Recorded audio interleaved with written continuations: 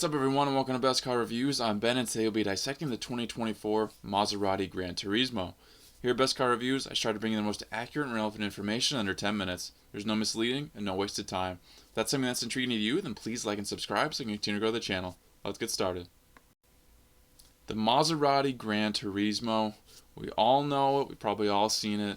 It's Maserati's kind of slick looking sports car, one of them anyway.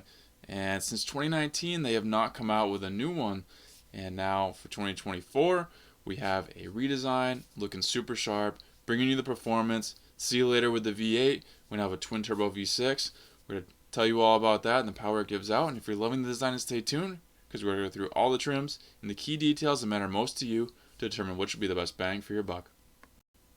All photos and information in this video come direct from Maserati or from Car and Driver. Let's dive in. The 2024 GranTurismo will come at you with 3 different trim options, and excuse me if I butcher these names as I'm not Italian. The Modena, starting you off at a very affordable $175,495.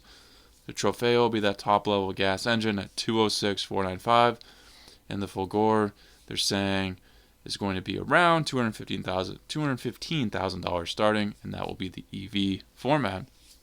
Engine options. Both the gas engines are going to be a 3-liter twin-turbo V6. It's going to be out with the V8, in with the V6, but still giving you plenty of power. Modena gives you 483 horsepower, 443 pound-feet of torque. The Trofeo will give you even more power for the extra money, 542 horsepower, 479 pound-feet of torque.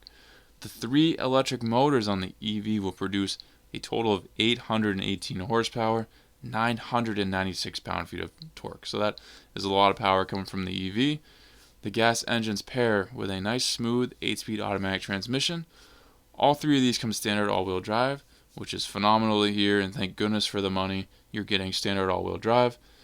MPG numbers are not out yet for the gas engines, but for the EV they have released the range, and they're saying 240 miles on a full charge. We'll take a look now at the pictures released of this GranTurismo by Maserati while we go through some of the features. Like I mentioned, back for the first time since 2019 with a new look that resembles the past well, but goes modern enough to catch your eye once again. I always felt the GranTurismo was the best looking Maserati, and this 2024 redesign is something worth yearning for.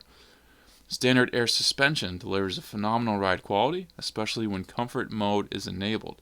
Switching to sport mode will kick this GranTurismo into a racier machine with stiffer suspension, heavier steering, and the V6 rendition of the oh-so-familiar baritone Maserati exhaust note. The Modena is said to hit 0 to 60 in 3.7 seconds, while the Trofeo, for that little extra power, will hit it in 3.5. Despite the performance, Car and Driver says the brakes feel less than desired. Performance doesn't come full circle without adequate braking, so hopefully Maserati isn't putting out a product with subpar braking capabilities. The EV Fulgor is very intriguing for sure. 2 motors deliver power to the front while 1 goes to the rear, and Maserati says this allows for a nearly limited slip diff, but it's not exactly that, but they have a feature that resembles this. And this will produce a seriously quick sports car, hitting 0 to 60 in 2.7 seconds. So that's significantly faster than the gas models, a whole second faster than the Modena. So that is when the power actually makes a difference. You're getting a lot more speed from that EV. Obviously it's an EV, all-wheel drive. That thing's going to move. That'll easily put you in the back of your seat when you're racing the Tesla Plaid from the stoplight. The best bang for your buck, in my opinion, is probably going to just be the Modena. Yes, it's less powerful than the Trofeo, but there's not enough of a difference in the power to justify the price hike, to me at least. Also, the looks are very similar and the interiors are all impeccable. If you want a few more horsepower, then go for it with the Trofeo or the EV if you really want that, but the Modena will do just fine for you, and you're going to save a lot of money just by going with that. Let's look at the interior shots released by Maserati while I go through some of those features. Brilliantly done design on the interior for Maserati. Anytime you're shelling out this much money for a vehicle, you better expect a flawless interior. It's a 2-door, but you do get a back seat, and it's actually said to have plenty of legroom, headroom, and it's a pretty comfy seat too as well. Not just the front seats that are comfy in this vehicle, they're saying all 4.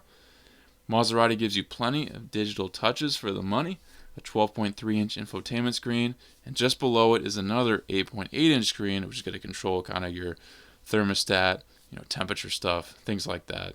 Whereas the infotainment is, your general controls. You do get a nice digital gauge cluster as well. Wireless Apple CarPlay, Android Auto comes standard with the setup.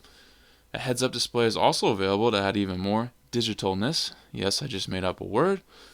Available 19-speaker Sonos Faber sound system to give you some stellar sound, but you can only listen to Italian music. I think that is a requirement. Just kidding. You can listen to whatever you want. You get what you pay for, basically. Materials are very nice, and you're able to get a high-quality luxury feel with your performance as well. You do get a basic group of standard safety, technology, and driver's assist features, however, but more can be optioned in for a price, of course. Overall, I have no complaints on this interior. No matter which trim you go with, you'll be set up well for Maserati. In review, guys, if you're in the market for performance combined with luxury and you got a lot of money you can spend, definitely consider this Maserati.